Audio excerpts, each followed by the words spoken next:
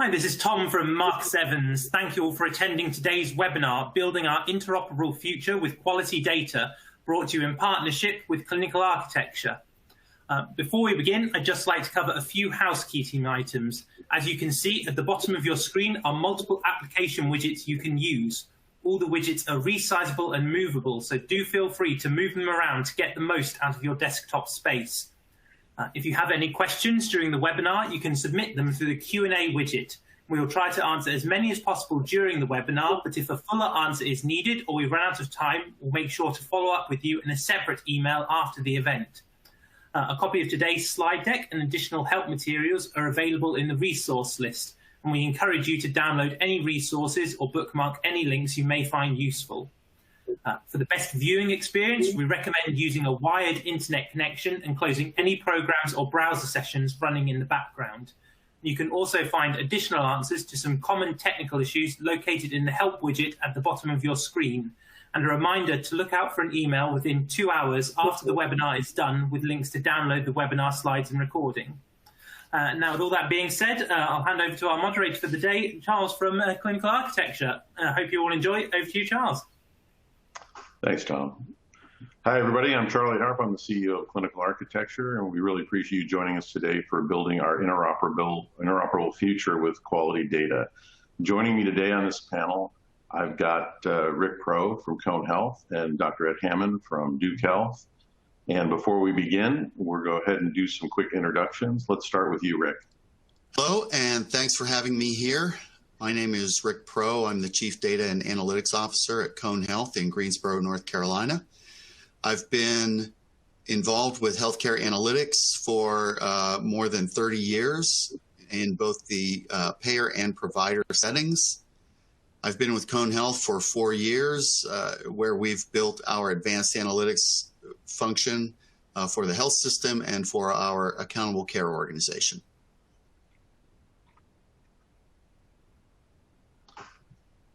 Thank you, Rick.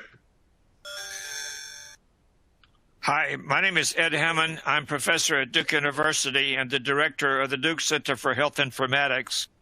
I actually have been involved in this field before it was a field, a little over 50 years. I did my first electronic health record starting in the late 1960s. Seen lots of changes. I'm delighted to share some of those with you, and I think this is an extremely important topic. Thank you for having me today. And as mentioned before, I'm Charlie Harp. I'm the CEO of Clinical Architecture. I've been developing systems in healthcare for a little over 30 years. And I'm super excited to have the opportunity to talk about interoperability with these two seasoned veterans from the trenches of healthcare. Here are the learning objectives for today's webinar and panel discussion. And the goal is to talk to these two gentlemen and myself about the challenges of interoperability, the value of data quality, what we could be doing in the future, and how we're dealing with things today. So let's start with the value of data quality, and we'll start with Dr. Hammond. What do you think, or how would you articulate the value of good quality data in healthcare? Well, first of all, let's say everything is about data. And the one word I would use to tell you the value of the quality of data is trust. But almost everything we do is based on data decisions, and there are an increasing complexity of the decisions that's being made. The types of data are changing much more than the clinical tests of the older systems. We're looking at social determinants of health. We're looking at genomic data. We're looking at behavioral data. All of the different kinds of data, again, increase both the volume and the need for being able to trust that data. The huge volume means decisions are being made by an overwhelming amount of data for humans. And so the computer is playing a more important role of being a partner in the decision-making process. And again, if decisions are made off of data that's stored, then the quality of that data is really mandatory to make sure those decisions are the correct decisions that are made. But if you begin to think about all the emphasis that we're talking about now in the healthcare systems, whether we're talking about digital health in general, it's about data. whether we're talking about pragmatic clinical trials of joining clinical research with clinical care. It's all about the data itself and the quality of that data. We're talking about precision medicine. We're talking about population health. Almost all of the new initiatives has to do with data. And the quality of that data is essential for the trust to make the decisions that you need to make about the data. So I think quality of the data is the most important thing in the future of healthcare, is dependable, trustable, consistent, and available. Thanks, Dr. Hammond. Rick? Well, as Dr. Hammond said, decisions are riding on this data. And for us as a health system, for example, those decisions are strategic decisions for our health system, day-to-day tactical decisions, and those decisions may be related to business operations or clinical operations. And so the quality of that data is affecting clinical decisions that translate into care for our patients. If the quality of the data is bad, we could be making bad decisions about the care for patients. And that, of course, is the ultimate problem with poor quality data in healthcare.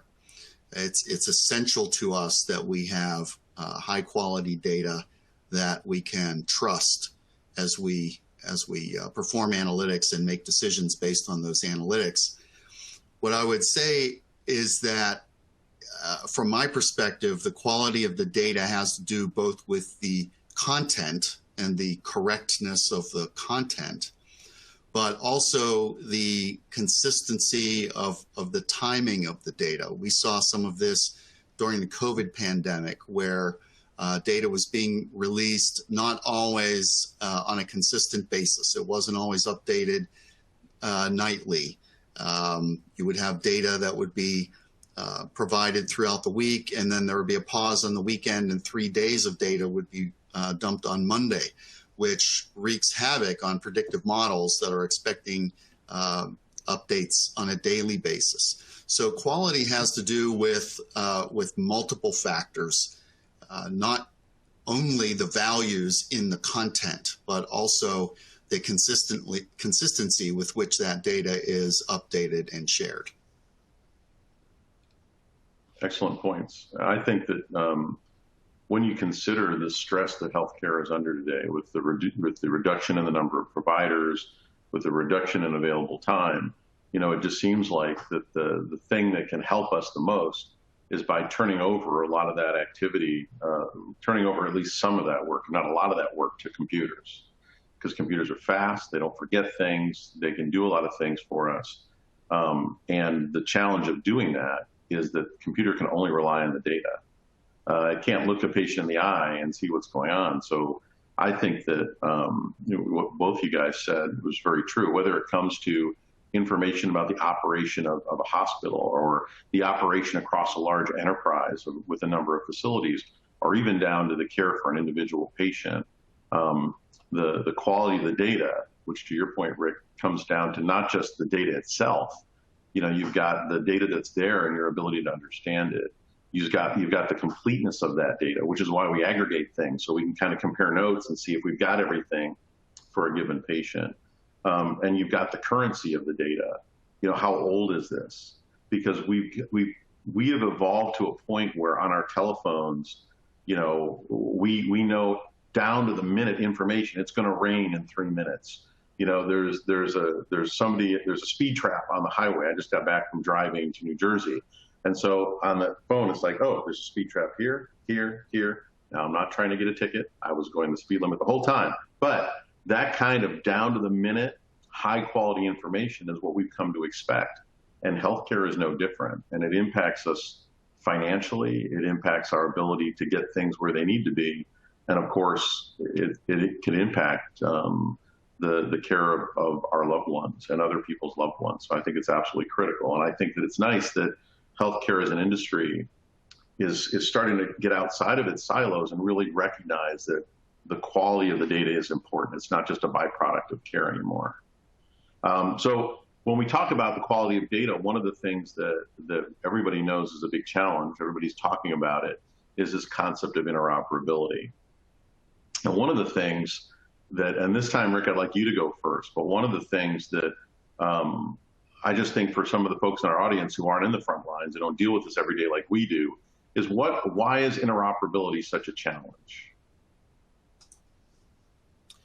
Well, I'll start just by reiterating why it's so important, and that is that it's very unusual these days to be able to rely on a single data source in order to derive some high value insights. It's almost always the case where you need to combine multiple sources of data, multiple types of data coming from different sources in order to extract the value that you need or the insights that you need from the data. And unfortunately, today, we're still lacking a lot of standards. We've come a long way, but we do lack a lot of standards that enable interoperability. You can look at some fairly straightforward things like claims data from payers. Every payer adjudicates claims in their own way, and the logic that is necessary in order to reconcile those claims is different from payer to payer. The field names are different. As I said, the logic to summarize those claims are different. And so it's not a trivial exercise, even just to put claims data together from multiple payers if, for example, you're operating an accountable care organization. So that can be very difficult. Electronic health records, I'm sure Dr. Hammond will speak to this. Electronic health records, there are still many EHR systems out there. And if you are bringing data in from multiple systems, the ability to bring together data from Epic and from Cerner and from the many, many other options out there is still a challenge. It consumes a lot of time and resources just to be able to transform that data so that it can communicate across platforms, or so that we can bring all that data together to derive insights. So I think we've made great progress in terms of standards, but we still have quite a ways to go, I think, in order to minimize the amount of time and effort that it takes to be able to join data sources so that we can move on to extracting the value and gaining insights from those various sources. Good points. Dr. Hammond? So thank you very much. I guess my first comment, I need to confess that I'm one of the people that created Health Level 7. That is an organization that creates standards. I've served as chair 3 times and still very much involved with that organization and the standard we call FIRE. My problem is exactly the opposite of what Rick said in a sense, because I think there are too many standards. There is the joke that someone looked and said there are 14 standards for doing this. Why are there so many standards? Let's combine all of these into a new standard. And the punchline is there are now 15 standards. And I think that's the way we've lived with this. And until we resolve that problem, we're still going to have the complexity we're talking about. I appreciate Rick's comments about the many uses of data and the fact that all the data doesn't come from one place. Time is one of the most difficult things that we can do when we track, and we have populations that are so mobile. When I was young, everybody stayed in their hometown almost, and now nobody stays in their hometown, and we're having to track people over long periods of time. But when I talk to clinicians and ask them, what would you like most coming out of the electronic health record, the data that's stored? And it's being able to understand the first occurrence of a disease. What was the indicators? What was life like before that? And to be able to do this, you have to be able to track the data back in time and in multiple places. All of this refers back to the quality of data as well. So just some quick single bullets in response to this. I think that we have local sets. We have large academic centers. We have major healthcare systems. We have rural hospitals, and all of these have very different. But the most common denominator is a local set of words that we use to describe the data, which really is it makes interoperability almost possible. Inconsistency, as Rick mentioned, one of the things that we've discovered, if you're trying to do analytics and you need to have multiple components of a particular element, the value set, if you will. If you have, for example, race, you need to know that you're tracking all the different types of races that are important. And if you don't have all of those types, you can only half do the analytics. You can only do with what you've got. And you don't know what the conditions are for all the others. And this is increasingly important as well. There are issues of data quality that come into play. There are issues of data governance that come into play. The rules for moving and sharing that data, which need to be done at a national and maybe even international level, because if the rules are different from state to state, people move from state to state, and there's the need of building that all of that data together. There's still cultural use of data. We used to be able, when the new interns and residents came into Duke on July the 1st, we always said that's a bad time to get sick, because everybody is speaking different kinds of languages, and you can't really have the interoperability that you need for doing so. So there are silos. We solve problems one at a time with the connectivity of data. All of these are factors that impact. And again, at the risk of making some people a little bit annoyed, when you're talking about claims data, you need to remember the purpose behind claims data. You arrange the data and connect the data in such a way to maximize reimbursement. And there is a difference. I jokingly say it's like if you lose your keys in the dark and you go look for them under the street light because the light is better. And I think if you're using claims data for clinical research, you use it because it's usually more complete in the sense of all the boxes are filled in, but they may be loosely connected to the clinical aspect of the data itself. So there are lots of challenges to interoperability, and so far we haven't had the resources nor the courage to tackle them. Thank you, Dr. Hammond. I mean, from my perspective, as kind of a Morlock that lives in the basement and moves data around for a living, what I find is that, you know, the challenges we have is that we're dealing with a system where all these things have evolved in silos. The facilities have all evolved in silos, and they've been merged into larger enterprises over time.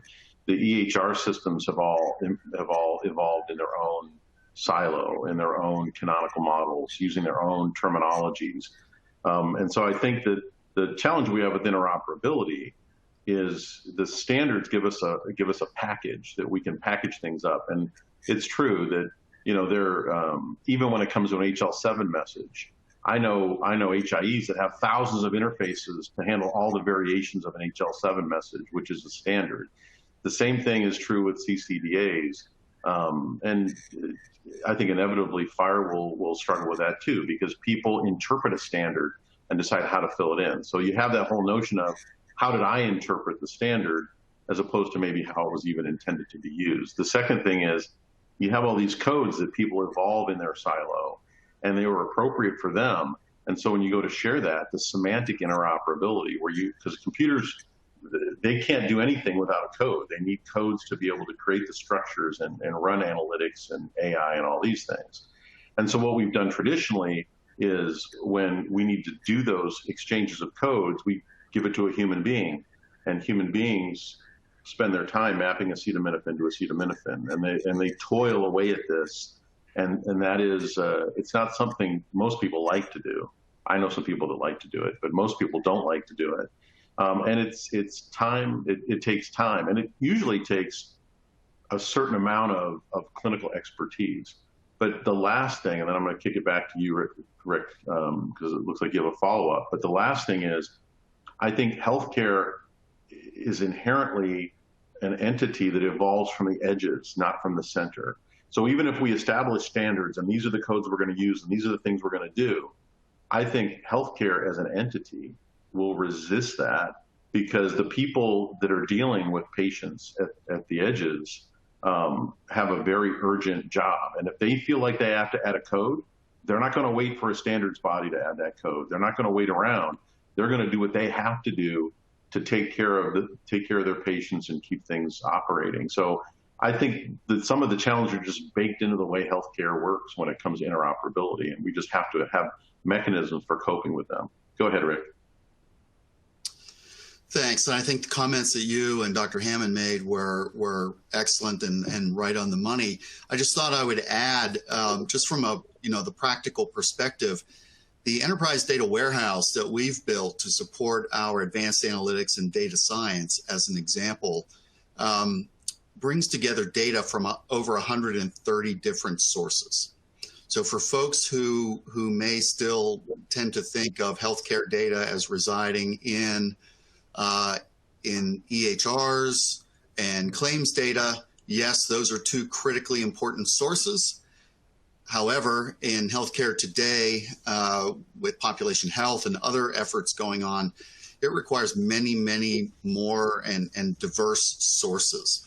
And so this issue of interoperability becomes just critical for us, because as you might imagine, when you're trying to bring 134 different sources together in an enterprise data warehouse, there is a lot of ETL and other work that is involved in order to allow those systems to talk to one another.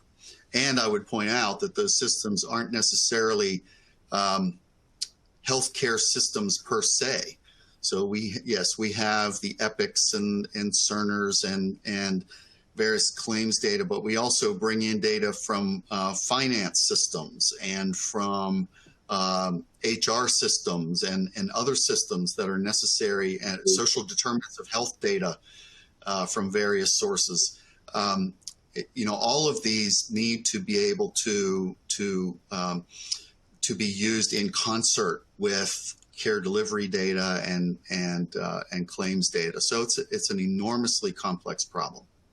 Well, Rick, you've set us up perfectly for our next question. You want to keep going and talk about the challenges of how things that you've done to cope with the challenges of interoperability in healthcare. Well, I feel very fortunate that we have a talented group of folks who are quite good at creating that middle layer, if you will. There are standards that certainly help move interoperability forward. And I think Dr. Hammond made a great point when he said there may be too many standards, and when we talk about consolidating, we end up with yet another standard. That is, in fact, the case. And it would be overwhelming to expect the entire analytics and data science team to have to perform the work that it takes every time in order to have source A and source B come together for purposes of an analysis, especially since they're probably using sources A through J in a single analysis. And so one of the challenges is having the talent and the knowledge, the skill set on board my team, for example, to be able to drive interoperability forward in a single location, such as our enterprise data warehouse, to do much of that work one time, so that the rest of the team isn't burdened with having to carry all of that knowledge and embed all of that code in every single job that they run in order to be able to unite these sources. It's a challenge these days to find those people. Recruiting for those people can take a long time. They're not inexpensive resources. If you lose one, it takes a long time to rebuild that knowledge base. And I would point out that for those types of skills, we are competing across industries. The skill set of those folks translates to many industries. And so there's a lot of competition for those resources. and yet they're critically important to maintain and to keep that knowledge on your team in order to drive interoperability forward. Thank you, Rick. Dr. Hammond, how do you cope with some of these challenges at Duke? I think that's a difficult question to answer. I'm going to back up just a little bit and set a stage for what I really want to say, how we cope with it. But the most important thing is, I think that I started using the word interoperability in the early 70s. In the early 70s, IEEE defined interoperability with semantic and syntactic interoperability, which meant we tried to tell you what data elements to use, and we told you the format that you pack those into a database. And for many years, that was my focus on interoperability. But subsequent to that, I began to learn there are a lot more stakeholders that are necessary to be part of the equation of defining and understanding interoperability.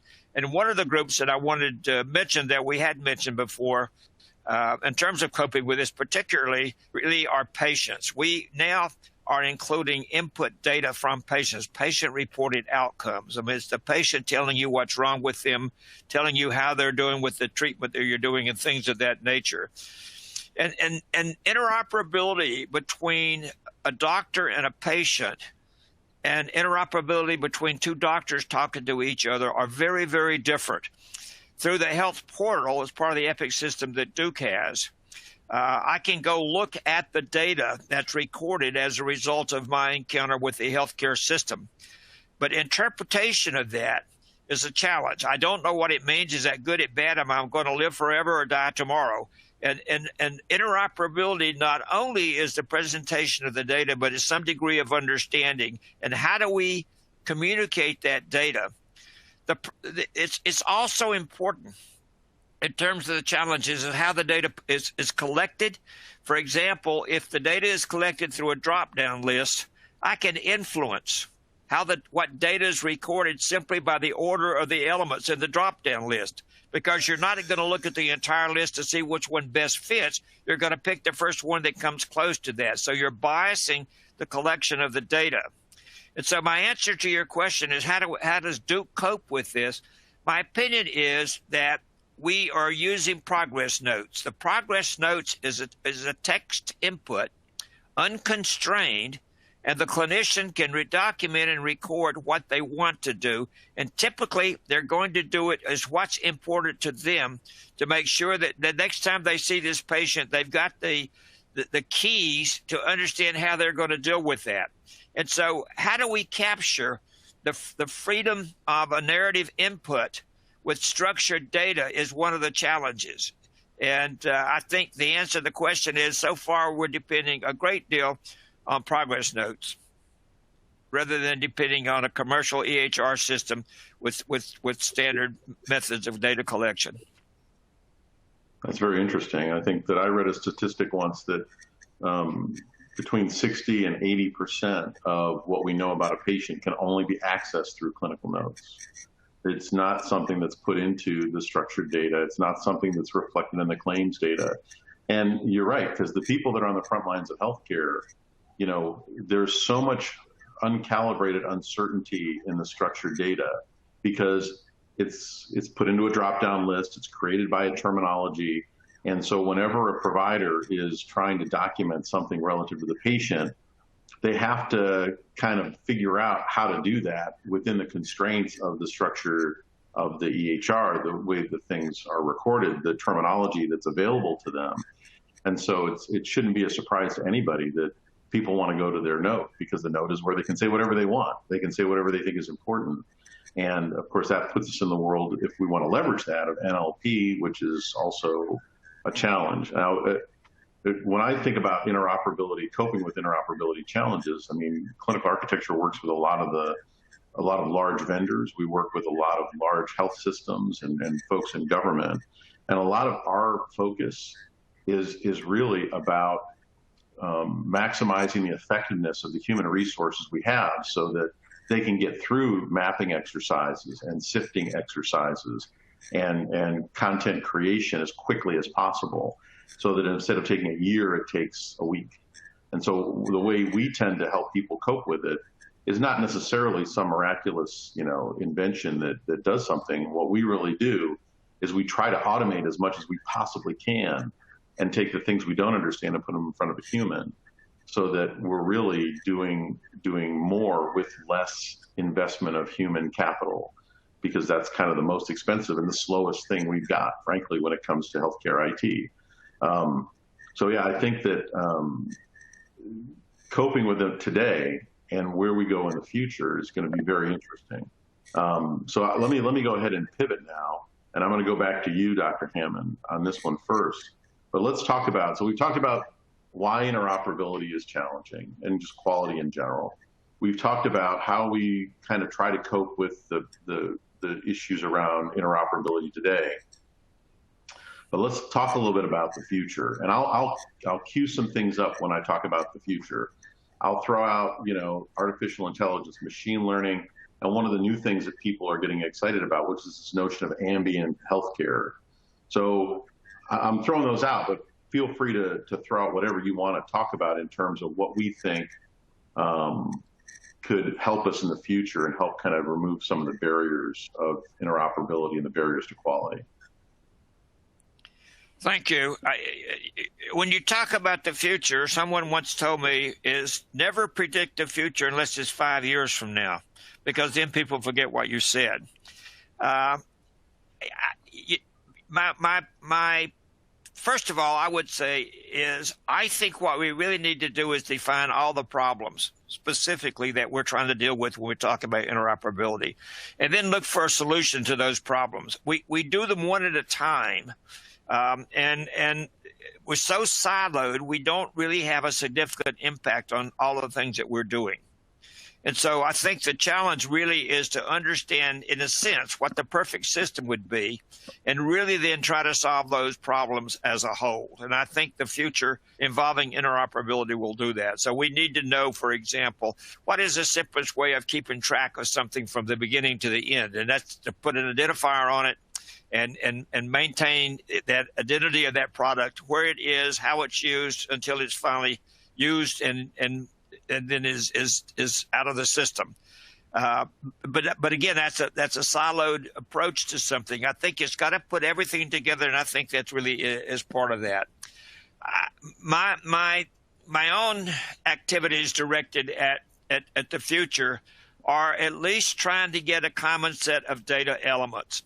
The biggest problem we have, even with structured data, even with controlled terminologies, is there too many choices to say the same thing.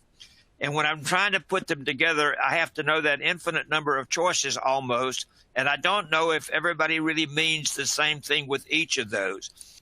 And so taking all of the different systems and all the different standards and all the different terminologies and trying to create a single set that is mandated for use across all healthcare settings, regardless of the nature of the setting, and related activities. We mentioned a lot of things beyond healthcare, but if we had that standard set that everybody was required to do, then I think we would be moving a step forward with the future.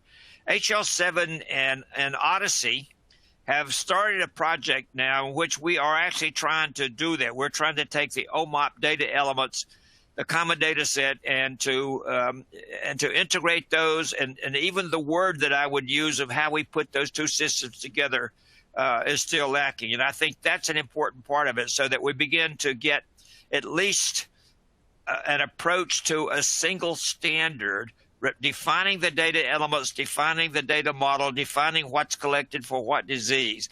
So that moves us into the field of prototypes, of phenotypes, of digital biomarkers, things of that nature. We're packaging data in such a way that the package has some relationships to the use of that data, how it's used. And particularly now that we are expanding into something called, the wearable to sensors, wearable sensors, and data that's created, huge volumes of data that's created in real time. And to be able to apply computer analytics to that data to reduce it for human consumption is going to be part of the future, and how to do that. So I think these are just some quick ideas, but very clearly there needs to be a common language, and I would love to see that common language be global, even though I may translate into the language spoken, it still has the same meaning and the same definition. And the other part of that is data needs to be more than just data. It needs to incorporate knowledge. And for many years, I talked about information and data and probably use them interchangeably. Now, I think it's extremely important to recognize there's a difference in data and information, and there's a new word that's extremely important, and that's knowledge. And again, I think that can be built into the data types that we're doing, and I think the future will do that. So it will cost us money to change, but I think that change is mandatory, and it needs to be done now, or 1,000 years from now, we'll have another panel just like this that's talking about the same problems we're talking about today. Thank you. Thank you, Dr. Hammond. Rick? I essentially am going to echo what Dr. Hammond said. I think he hit on the areas that are most critical in my mind as well. This idea of a common set of data elements is one that we struggle with all the time. I would love to see a global set of standards of standard data elements emerge, and so I hope the effort that Dr. Hammond referred to is successful. We essentially have undertaken that effort for ourselves so that we can at least create a common set where we can map external sources as we tap into them, that we can map those into our common set of standards. So, you know, I reference claims data that we use for our accountable care organization, where we have, you know, more than a dozen contracts with different payers. We now leverage a common set of data elements related to claims data, and we map all of the various claims sources into that common set so that we can have some consistency there as we ask our analysts to conduct analytics efforts or data science efforts, machine learning, AI over top of that data.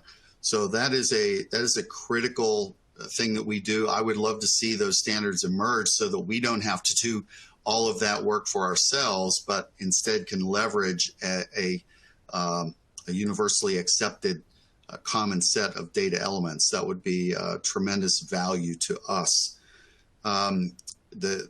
The issue with respect to wearables is one that is emerging quickly for us as well, because we're moving upstream in terms of in terms of care. For example, with cardiovascular disease, you tend to think of structured treatment programs once you start to have an event or something significant is discovered, like you have a blockage. You may not have had an event, but now you've got to have a stent, something like that. And we all understand that there are structured treatment protocols once that all happens. We're actually looking from a population health standpoint to move far upstream. So what would cardiac rehab look like when you're first identified with high blood pressure or high cholesterol? Well, when you start thinking in terms of structured programs at that point, you're talking about a lot of wearables, a lot of remote monitoring, et cetera, and that generates enormous amounts of data. It's generating that in real time. And so the issue of how to, again, how to capture that data and how to make data from various sources interoperable. You know, you may have one that's tracking your exercise levels and one that's tracking your blood pressure and one that's tracking your blood sugar, et cetera. How do you make all of that interoperable in real time so that you can analyze it in real time and provide feedback to the patient? That is a big challenge that is emerging for us as well. And then I would say also, you with respect to the comment about knowledge, I'm so glad Dr. Hammond mentioned that, because we often hear our folks talking about data, just give me the data. Well, giving them the data is generally not very helpful. What they're really asking for is knowledge or insight derived from that data. And then if we can take it into the clinical setting and understand how it's used or how best to use it, once we have the insight, then you're moving into the domain that folks in the informatics space refer to as deriving wisdom from the knowledge. So you've got that hierarchy of data with analysis giving way to insight and knowledge, and then knowledge with application, puts you in the domain of developing wisdom. And I think that is, that's where we really want to be. That's really the goal in the end. And in fact, the need to be able to generate that faster and faster, more in real time, is becoming more and more desirable every day. And so being able to move to that kind of real-time analysis and real-time knowledge generation and wisdom generation in the absence of some of these interoperability solutions is a real challenge. And I think we have to we have to make more rapid progress on the interoperability front, because the production of data is outstripping. It's only going to get harder and harder to develop interoperability with all of these new real-time data generation sources being in use every day. No, I think those are great points, Rick. I think that, from my perspective, when I think about the future, the thing that I think is most challenging as an engineer, the most challenging thing about healthcare today is that we've got this system where we're trying to apply all these sophisticated technologies and techniques, but it's still a wagon with wooden wheels in a lot of ways. I think when you think about the nature of healthcare, and it's not just about money, because we spend inordinate amounts of money on technology in healthcare. So it's not like an aversion to spending money. The problem is a lot of the things that I think will fix the problem are incredibly disruptive to healthcare. A lot of them are just doing things totally different. And I'll give two examples. One of them you just touched upon, which is time, and Ed did too. And this is this idea that the systems that we have in place today, because they all evolved out of a very practical scheduling, billing, services model, are very episodic, which means that healthcare happens as a visit, and then that visit goes into a database. A lot of those systems have not evolved into dealing with longitudinal data structures, temporal real-time data, which is a very different animal than an episode, a snapshot of things. That's why you can have a patient that's got 250 different codes, meaning diabetes, instead of just something that says the patient's diabetic, and it lives on their timeline as they're diabetic, and it changes and morphs over time. They're basically getting all these episodes from all these places jammed into a record, and then we've got to sift through that afterwards and say, okay, what the heck is going on? Because we don't have systems that cope with time very well. The other thing, and this is, I think, the biggest risk we have in healthcare from a structured data perspective, is that, and I'm going to get a little bit nerdy, but this idea of pre-coordinated terms. If you look at a lot of the terms we use to define things in healthcare, there are these concepts where we take a lot of things and we glue them together into a concept like Barton's fracture of the left distal radius. Those are a lot of parts that we glue together, and a human has to come up with that so that someone else can pick it from a drop down. And so we create these very narrow channels of pre-coordination that we have to use. And then when we go to share information, we've got to try to line up the meanings of these things that we said on both sides. And that's the place I live in every single day. So when you talk about the future, if you wanted to create some kind of a ontology that allowed you to address in a universal way simple concepts that allow you to construct structured information about a patient, you could do that, and you could do that in a way where you're moving to a time-based information model instead of kind of an episodic information model. But you also still have to account for the fact that healthcare evolves from the edges. So it's not just a question of somebody creating a standard that they hand down, twice a year.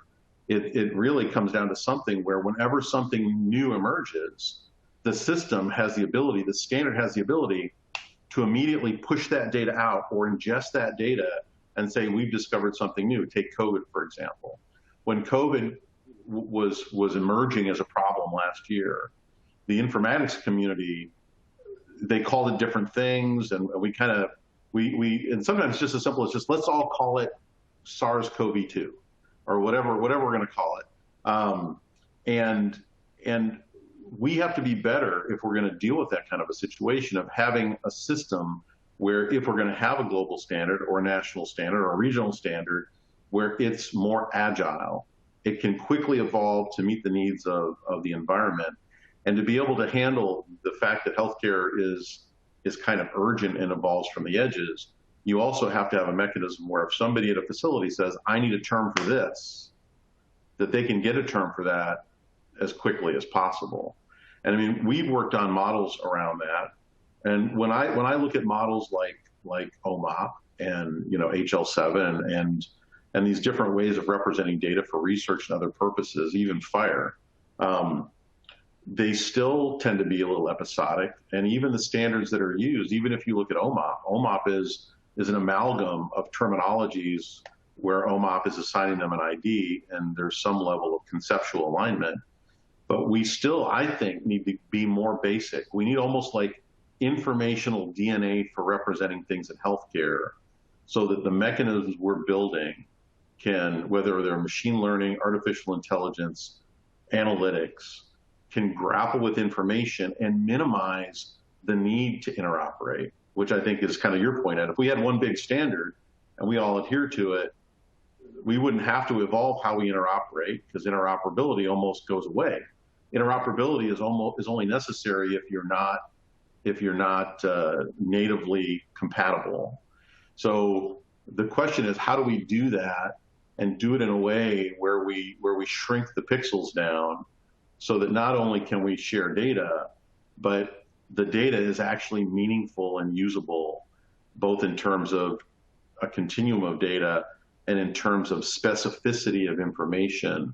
So the software, this notion, and I call it artificial experience, where we can start building ontologies and data models that can look at data on a very granular level, not the big pixels we have today, and help us make important decisions.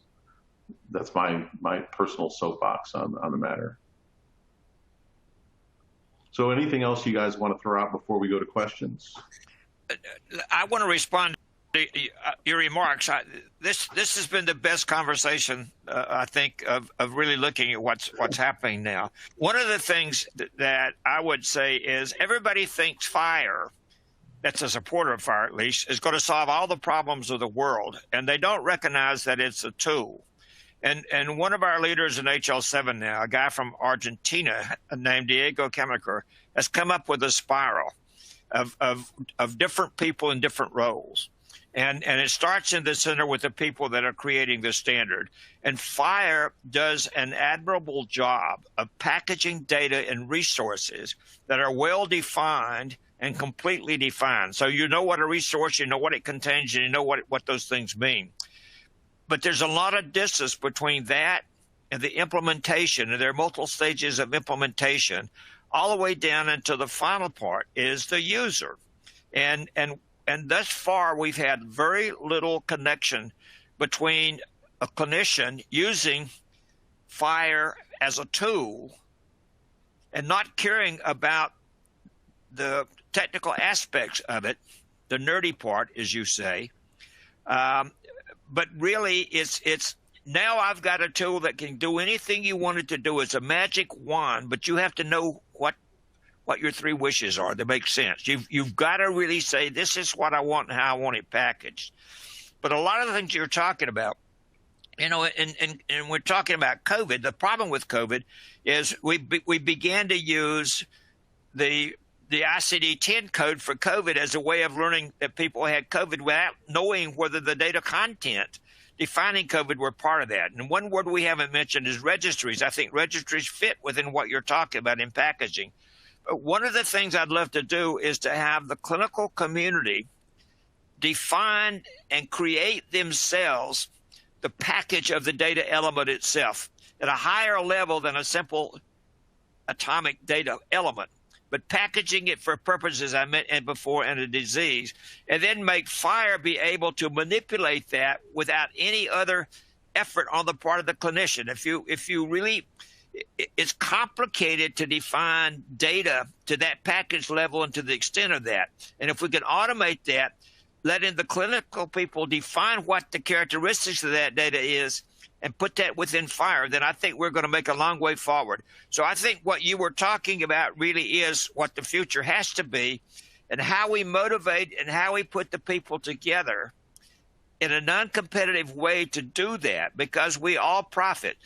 One of the most dirty words that I've ever heard is mapping. And again, Rick, referring back to your comments, what I would say is I'm hoping that we can have communications with you and learn for what you're doing and making sure that your requirements are met within this common set that we're doing. It's a community coming together and not competing, but completing. And I think that's the steps that we're moving forward. But given all that, I think the things that you're talking about in terms of doing something for the clinical community that they understand. So Diego's model, a spiral model, has, I think, about eight dots, 8 circles in it that creates the spiral. And each of those is a different set of people with a different purpose.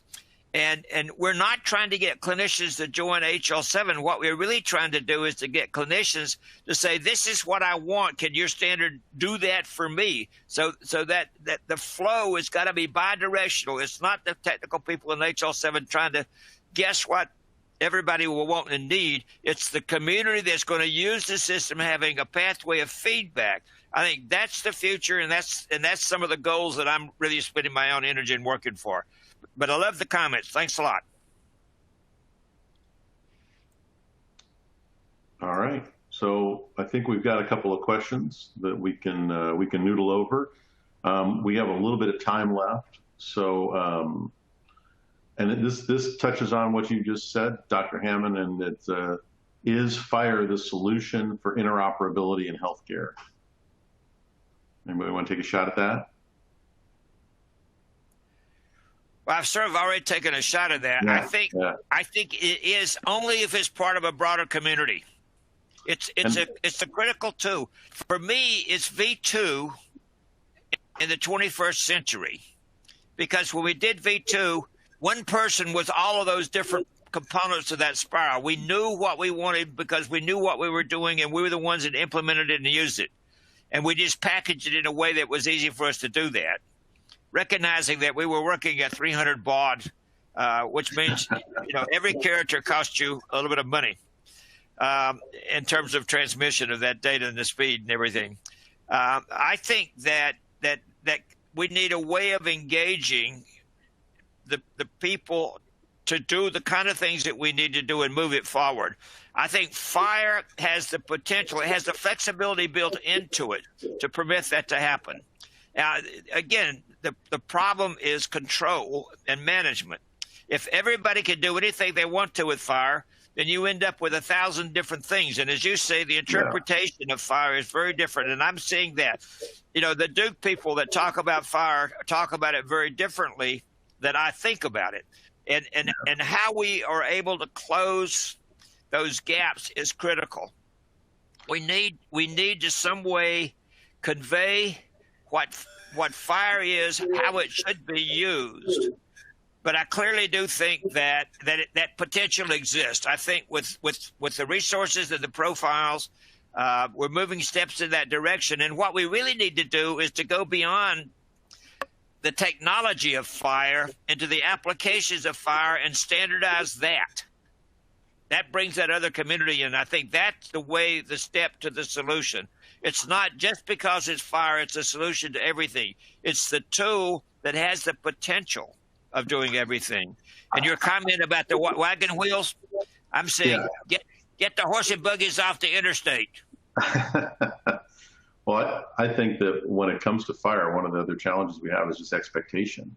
Because the problem is, like with AI and machine learning, when everybody says, oh, this thing's the magic bullet, this is going to solve everything, and then the first time it fails, you've sold it, you made it such a big deal that when it doesn't do the impossible, something maybe it was never intended to do, it falls down the hype curve, and people are like, oh, well, so fire is just like that other thing, or fire, it's not going to work. I also think that, fire essentially is really a container. It's a bunch of people making a contract and saying, this is the way we're going to represent a medication. And if we do this correctly, we can share information in a way that we couldn't share before. But it's not like this is the first time we've done this. This is the thing that I think is funny. You said it, whether it was, version 3, HL7.3, or HL7 2.x, which, I'm a big delimiter fan back in the day. It saves you a lot of space. These are all kind of the same things. And we have the same challenge of, you have the shared container, what do you put in the container? And with fire, they describe the value sets, and here's what exactly you put in the container. The challenge with that is, the minute you start to constrain things, you introduce the uncertainty of what if what I have doesn't match anything in the list that I can say. And so it all kind of goes back to this idea that this concept of fixed terminology, as opposed to a structured post-coordinated model of information, will always create limitations, which will always create uncertainty. So having a great container like fire is good, but it still leaves the problem of data loss and the problem of interoperability, as far as I'm concerned. And it's something that we're just going to have to grapple with and figure out. I don't think there's an easy answer to it. Rick? I think your comment that it's a container. This isn't the first time that we've done that sort of thing. I think those are sort of the first thoughts that came to my mind as well. And so I'm always a little skeptical when I hear that something is going to be the solution that is finally going to solve all these problems. You mentioned AI as an analogous issue. I struggle with that all the time, because there are folks out there hyping AI as a magic bullet for things, and unfortunately, when folks who don't understand really what AI is or how it works hear that, they buy into that, and then suddenly the expectations go through the roof.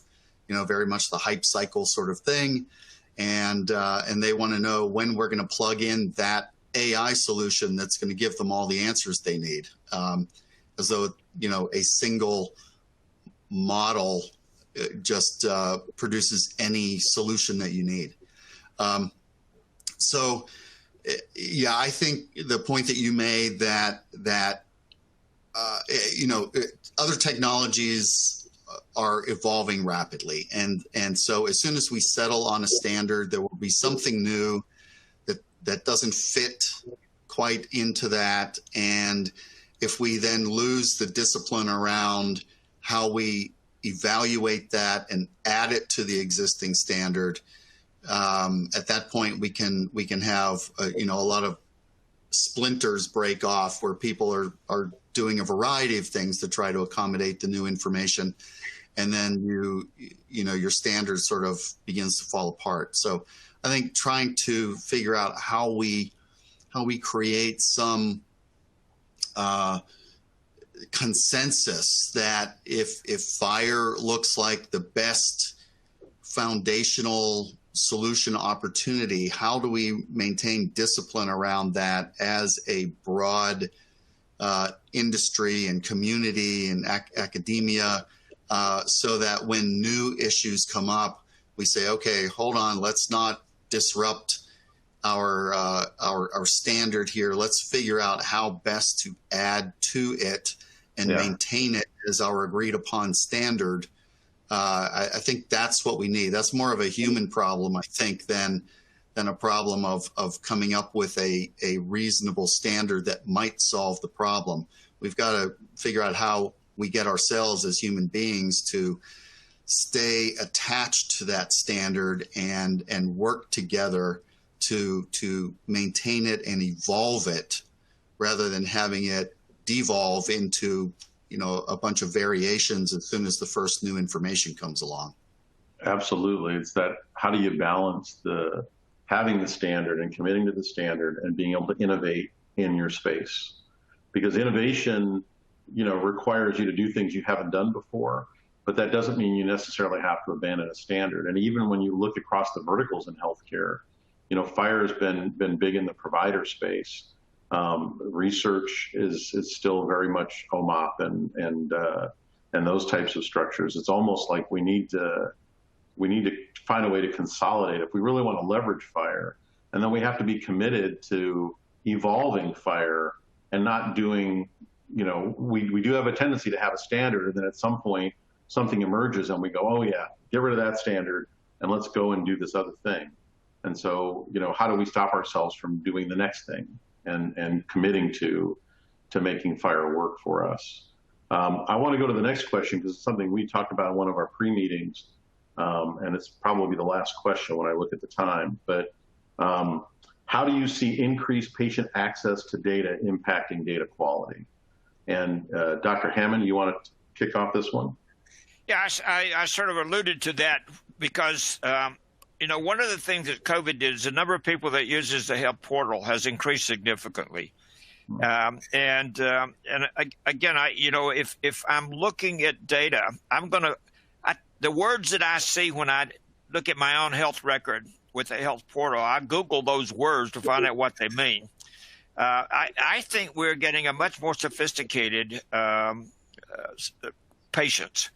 And I think that's extremely important. I now believe that one of the things that we ought to do is to teach health literacy starting in kindergarten and teaching it all through life. And it includes more than health. It includes, good health, performance, behavior, but it also includes how to use the technical systems we're talking about. So that interoperability needs to be extended to how do you teach an 85-year-old person how to use a smartphone to look at their health data. And there are a lot of challenges that I'm not sure who's willing to spend the time and energy and pay for it to do it. But I do think that is changing how we're doing things, and it means we really need to start at the very beginning. And part of the perfect healthcare system looks at those populations as well to try to better understand. I don't think we can sit on top of the mountain and define what needs to be done by the people that live down in the valley. We need to go down in the valley and see what's happening there. And I think whether we're talking about teenagers and what they want from the system, or whether we're talking about the disparities, what they want from the system, it's extremely important that we have those lines of communications, understanding how to implement what's required to solve those kinds of problems. I think this should dominate the next 5 or 6 years of what we're doing in the healthcare system to be able to accommodate that. And I wanted to thank Rick for the words that he said. For me, I'd love to have those in writing because I think that's the essence of what we're really trying to do.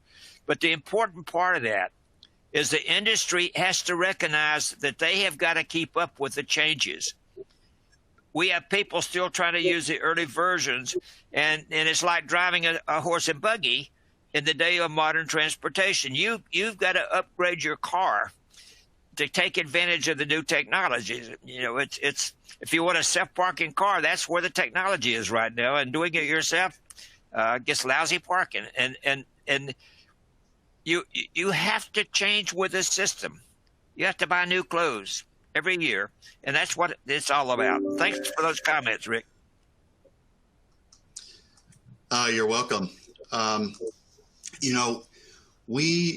can speak for my health system when I say that we're very actively driving new ways all the time for patients to interact with us, to interact with their own data, to feed information back to us about what they value. I heard the comments about, having to get down off the mountain and into the valley to understand what people want.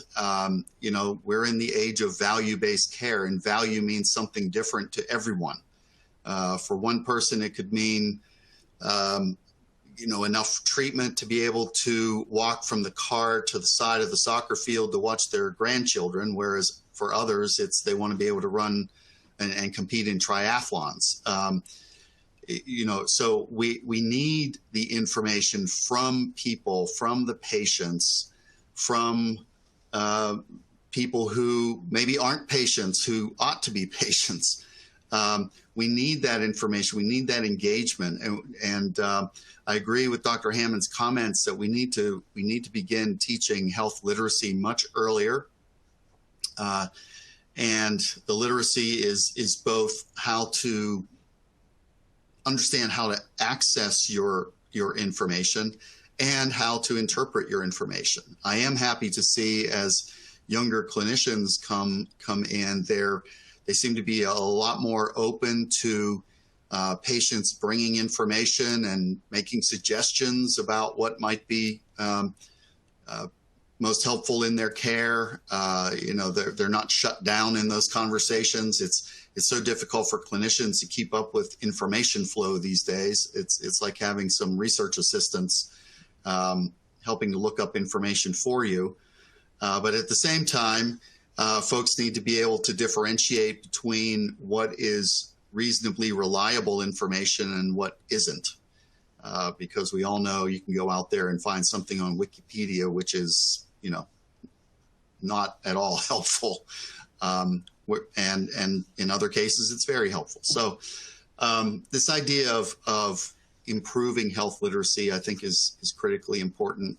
And we're only going to be capturing more of this patient-reported data. So I think then, you know, we've got to understand the quality of that data as we try to interpret it. We need to account for potential biases that appear in that self-reported data.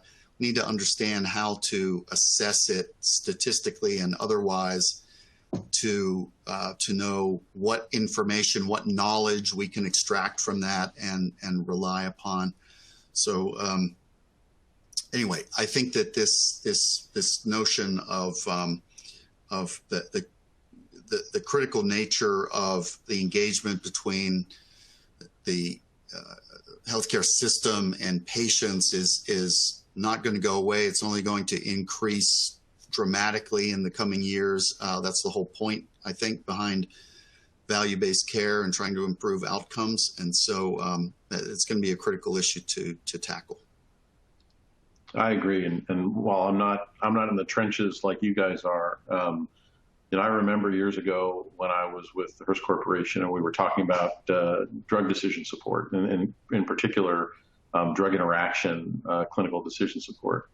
And I, as an engineer and an informaticist with a very practical viewpoint, I was trying to explain that, and I used kind of a clumsy metaphor of a zookeeper. When it comes to information, whether it's decision support or terminology or whatever you're presenting to a user, it's kind of like being a zookeeper at the zoo. You would not feed the same thing to a tiger that you would feed to a koala bear.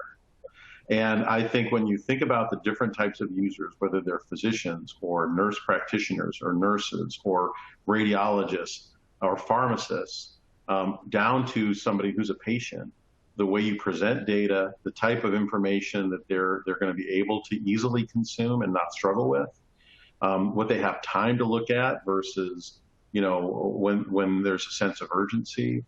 When you're creating these mechanisms for interacting with a user, you always have to take into account kind of where they're coming from, what they're going to understand. And this is something that is not been super well handled in the last decade. It's something, especially when it comes to the consumer, even though they're becoming more educated, you have to have a way of engaging with them that they can understand it, you can explain it, and they're also not going to get terrified, you know, when they see some of these things that you might present to a provider. And it's kind of a different way of looking at how we feed information to the people that we're trying to help, right?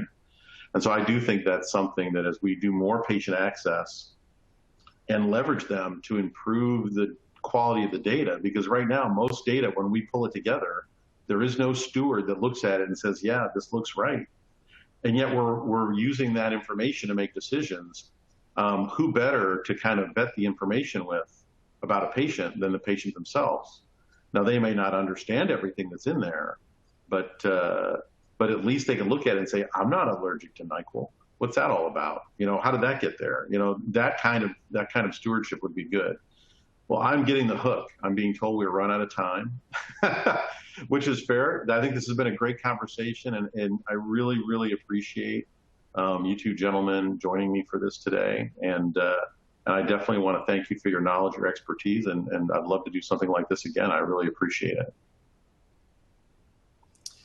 Yeah, you're welcome. It's been an honor to be here with Dr. Hammond and with you, and enjoyed the conversation. I kept trying to figure out how I got to be Dr. Hammond. You got to be Rick and Charlie, though. Well, obviously, I enjoyed it as well. And the only thing that would have been better if we were in person. And Rick, I hope we get some chances of working together and take your knowledge and all the stuff you've done to help some of the goals that I have. Thank you. Agreed. We're just down the road.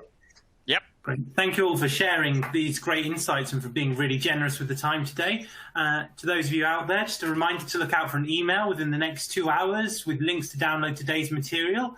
And we'd also really like your feedback. So if you could take a minute to answer our very brief survey that will pop up on your screen at the end of the session, it would be very much appreciated. On behalf of Clinical Architecture and Mark 7's webinars, just like to thank you all for joining us, and do hope you'll be listening in at our next event. Thank you, everyone, and take care.